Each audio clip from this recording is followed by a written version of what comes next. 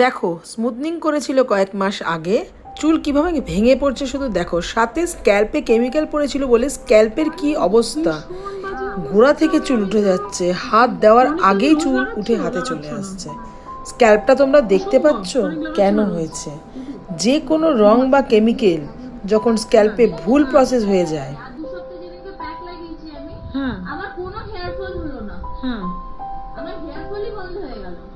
ওকে আমি লাস্ট ট্রিটমেন্টের পর একটা ফোকাসের হেয়ার প্যাক দিয়েছিলাম, যেটাতে ও বলছে যে ওর চুল পড়াটা একেবারে বন্ধ হয়ে গেছিলো।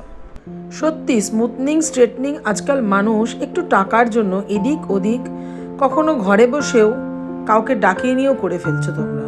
স্মুথনিংটা সবসময় না এক্সপার্ট হাতেই করতে হয়, খুব রিস্কি একটা কাজ, কখনোই কিছু কমের জন্য কম্প্রোমাইজ করা উচিত নয়।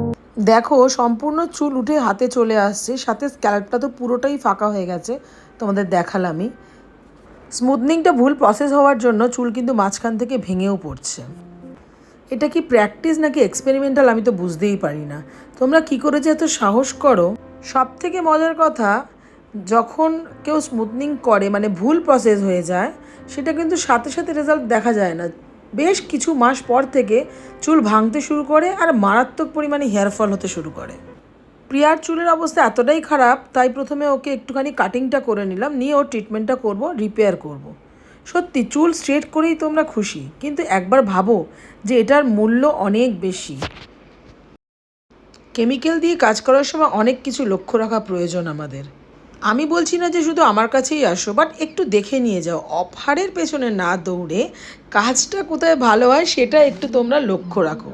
সবাই তো আজকাল শিক্ষিত, কি করে যে তোমরা এই ভুল কাজটা করো।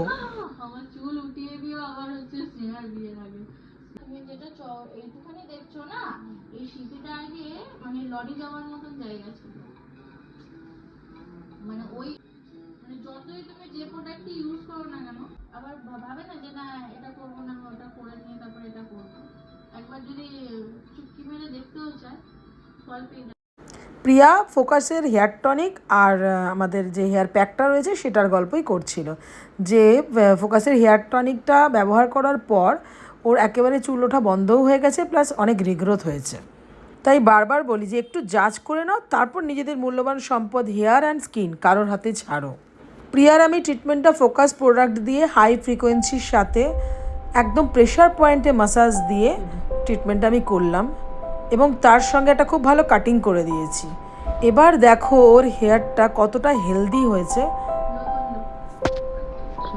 আফটার ট্রিটমেন্ট চুলটা একেবারে শাইনি অ্যান্ড স্মুথও হয়ে গেছে, সাথে কিন্তু হেয়ার ফল ইনস্ট্যান্ট কন্ট্রোল হয়ে গেছে। তোমরা কারা এই সমস্যায় ভুক্তভোগী অবশ্যই আমাকে কমেন্ট করে লিখতে ভুলো না।